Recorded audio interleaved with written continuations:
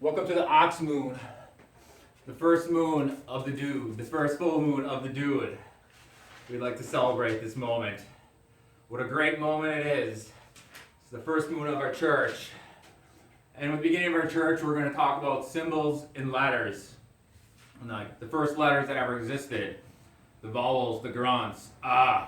And we're going to start our church there with the grunts. And before the grunts were even described and became written words, there's a story about Thamos and Thos, the creator of the written word in Egypt. And Thamos said to Thos, "This invention will produce forgetfulness in the minds of the learners, with the neglect of their memory, because their trust in writing comes from strange external and not their own internal recall. The drug you've discovered isn't a memory enhancer, but a mention enhancer, and you offer students pretend wisdom and not the truth." So yeah, like the Buddhism, the inner truth is inside you. Jesus, the body is my temple. Thoth is telling you the truth is in you, and all this is just memory mention enhancers, not memory enhancers. All right. And then, yes, the letters I, A, O. In Latin, the I, A, O. In Greek, it means iota, a speck, alpha, the first, the strongest, and omega. It was what the Greeks used for the word God, or in Hebrew, it was the tetragrammaton, the four letters of Yahweh. And this is what the Greeks used to refer to it. And this would actually be like the ancient script, how this became that. This was the ancient Phoenicians. It stood for the letter I. Sometimes it was Y. Sometimes it was J. And then A, the ox, became A. Ox. And then the O, which is pronounced like, which is the symbol of an I, and it's actually pronounced ayin in Hebrew, became the O, so whatever, and to me, it just looks like a fucking zoo. And how I said that's actually J, so if you actually take I and add a J, you got Jiao, which over thousands of years became the Tao. I mean, the great Tao is named after the Tao. I'm already off course here a little bit. All right. Yeah, we're going to talk about our zoo a little bit, our church, the Tao, whatever. Yeah, our church is kind of like the Ark. We're like in the age of Aquarius, and we want to preserve the life and animals and the beautiful resource, the Garden of Eden. And that's the aim of our church, is to preserve life in the Garden of Eden and not destroy it, and spread the teachings of love and peace and understanding.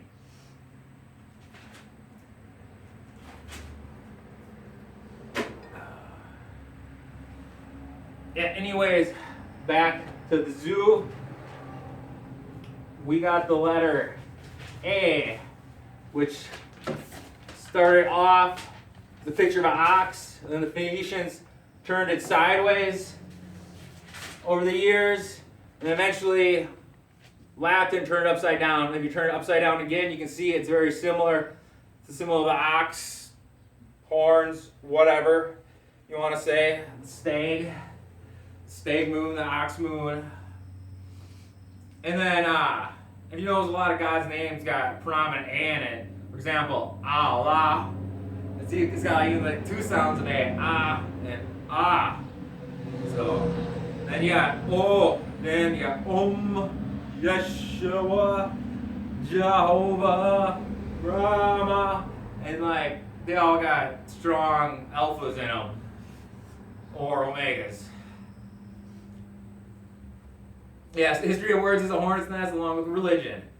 It starts with picture graphs and goes to logographs with two pictures with a meaning, and then eventually ends with letters. Some of the earliest books, like the Bible, was passed down as just campfire stories and rituals before they could even write. When they first penned it 4,000 some years ago, they didn't even have vowels.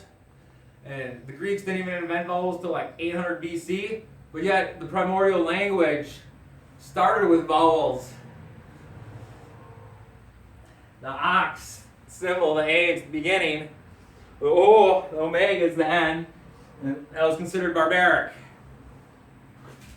And yeah, an example of how the Greeks wrote without any vowels.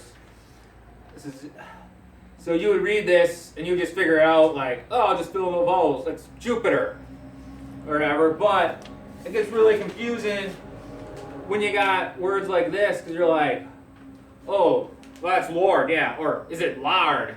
Like, it could be two words, you know. The lard was a burning fire, or was the Lord a burning fire? I'm just messing around here. But not completely. And then you got words like the sun. It would have just been wrote with like an S and an N. There was no vowel. So we're talking about like the Son of Man. We're talking about the Son of the heavens. We're even talking about sin. There's like a trinity of words that this can confuse with. Imagine like people back in the day trying to like explain anything passed down from their ancestors because they wrote it down and didn't explain it. And the language got confused over the years, I guess. And these are actually two powerful letters, the S and the N. The S actually stands for the snake. It was the symbol of the snake. And the N is, very powerful. It's like has negative connotations. I mean, they're both like lightning bolts. Pretty much snakes. You got like the SS, you got Z, like you're asleep, man. Like, they're powerful symbols. We'll get into those later, further moons. And then, just for fun, I actually wrote like the S backwards and inverse. It felt so good. Like, I really never did that before. It just felt really good, and the symbol I found was kind of calming on me. And and then you just had an O in front of it, and you got yourself like which M is like water in the mother, so it's like a beautiful sound. Alright, earliest books, covered that. Yeah, and we talked about the Gruntheans. They're some of the earliest symbols in mankind or whatever.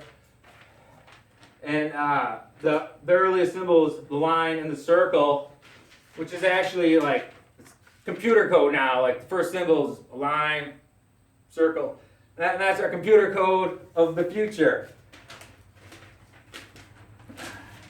And and then these symbols here, the circle and the line, it's like a symbol of like unity. And this is phi polarity. As you can see, it's like a male. It's a symbol of like male, female, yin yang, because the O is actually pronounced yin, and the male, yang, in Eastern philosophy is the yang. So you got the yin yang, the balance, the union, or whatever. And yeah, these are some of the oldest symbols. Like, for example, you take this is called the bolt, a lightning bolt, and the nut, If they take the root word of nut, where'd that come from? It was the sky goddess of Egypt, Nut or whatever. She was actually depicted as a cow. But when they come together, you got the union. You got the positive, the negative coming together, two becoming one. And since it is the full moon, we are going to talk a little bit about bull worship throughout the ages. I just talked about the sky goddess. She's depicted as a cow or a woman arching over the earth in Egyptian time. And there's also the Nordics came from the great cow Audhumla. When Odin was born, he was born from his father's father, Buri, who was nourished by Audhumla in the beginning of times in their creation story, the time of Ymir. Then also you have the Minos cult of the Taurus and the Sumerian region around 4000 BC. In that time, the spring eclipse rose in the cow, the bull, and is worshipped as the coming of spring and a great thing. And also you have in the Bible Baal worship and the golden calves. And then the Hindu, they actually worship the cow for sustaining milk. The cow is raised to goddess level is a sin to kill one. The cow is a symbol of the divine bounty of the earth. The sacred ambrosia is made, the nectar of the gods, with these 5 ingredients: the yogurt, the ghee, milk, honey, and sugar. We also have a drink called bang, which is made from milk, ghee, butter, and the sacred herb. Okay, but back to the letters. We have the A, which is the ox, and you listen to the sound, ah. It makes the symbol of the ox, and I turned it sideways, inversed it, alpha. Yeah, alpha is the first letter in the Greek thing, and bet is the second letter in Hebrew, and you got the alphabet, the 1, 2.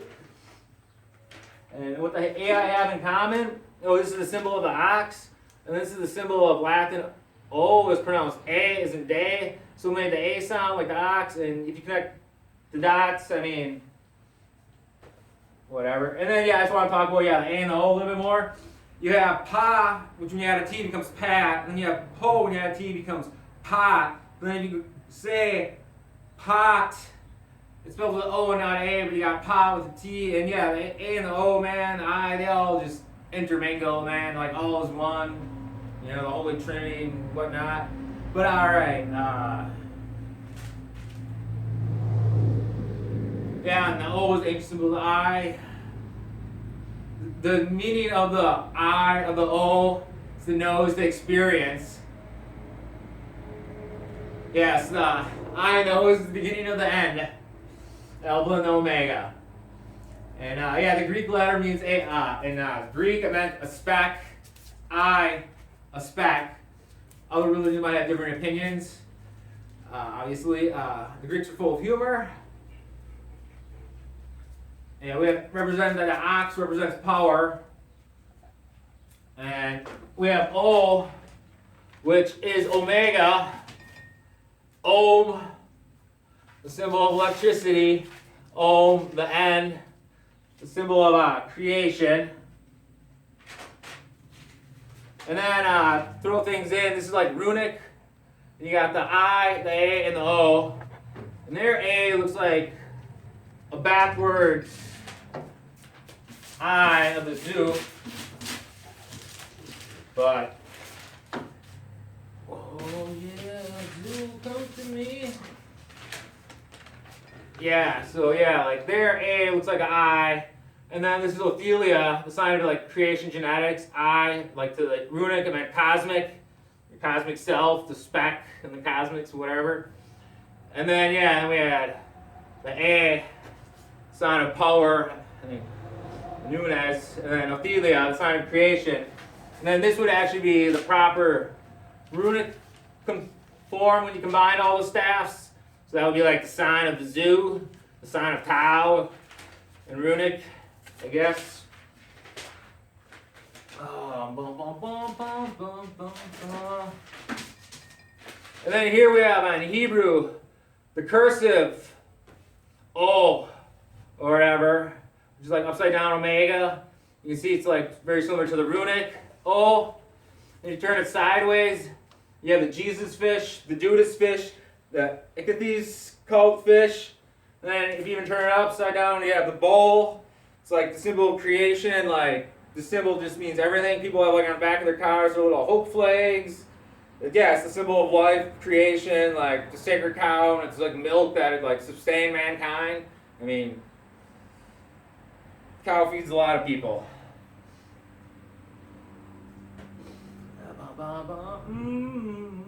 Back to the. All right, now we're gonna go back to the I. You turn the I sideways.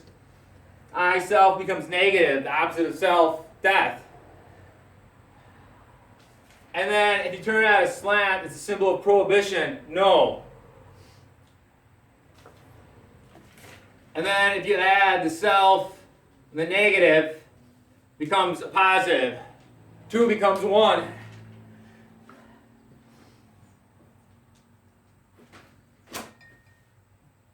I'll get more later into the symbol of X and T's on future ABCs of the moons, I guess we can call them.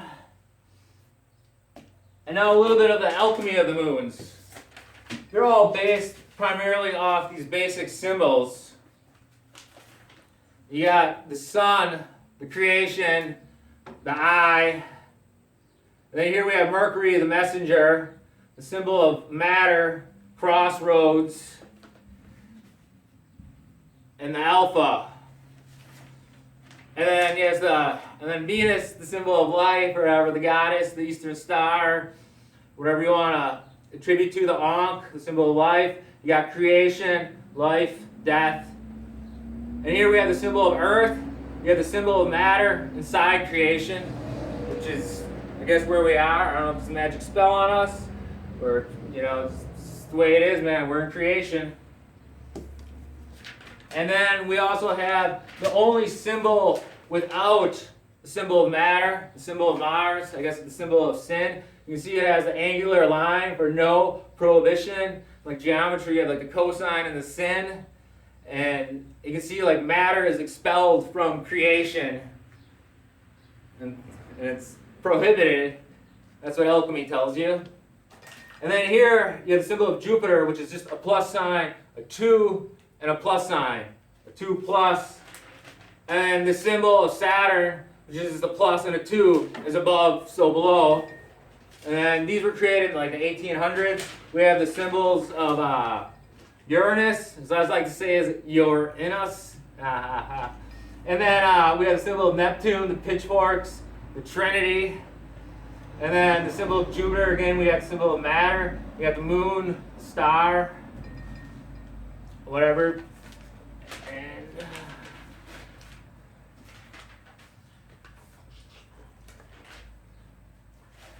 yeah, I won't get too much into these planets. Maybe on a later thing. I was just showing the symbology of the crossroads and symbols in the planets and whatever.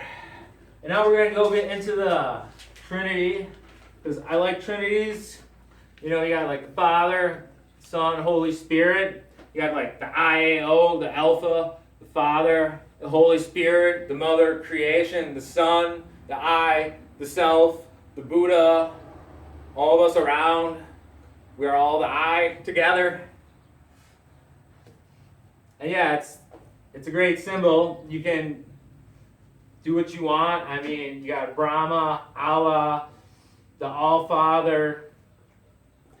It's symbol of family, the mother, the father, the son, the giving of life. And then the Trinity, which this actually has a nice little pyramid on it.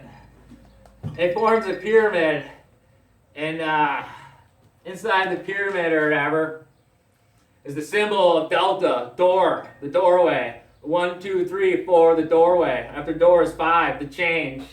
Then you got 6, 7, 8, 9 is finale. But the 9 is the yang of the 6. But we'll get those into later moons, probably like the 6th moon. We'll probably explore some of that. We are like actually under the symbol of Cancer right now, which is the 6 and the 9. The Tau, like Leo, the ancient ways, but the astronomical ways, we're just entered Cancer. And thanks for sticking with me. That was that. And next time we'll meet is on the partial solar eclipse. It's going to be rising Leo, the king. It's going to rise on the horizon of the lion. Like, it should be visible on the east coast of America at like, I don't know, like maybe 4:30, 4 in the morning or something. Not quite sure. If you're lucky. And yeah, I'm gonna read some passages from the Great Book of Opinions. I'm gonna blow my horn. I'm gonna drink the Holy Sacrament, which the Holy Sacrament is the great milk of the ox, which gives life to so many on us, out of Humala.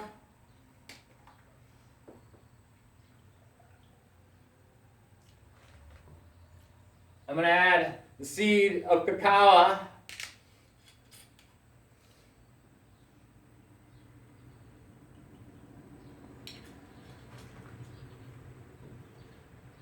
And the grains of Lamas.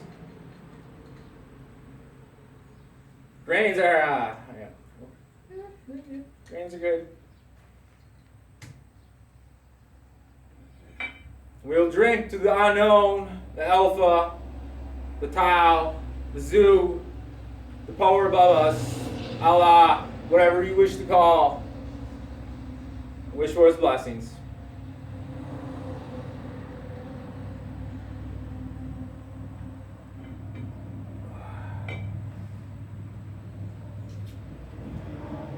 You know, I get really excited about eclipses. Just see me at the Great American Eclipse. Not really, haha. And I'm going to read from the Great Book of Opinions now.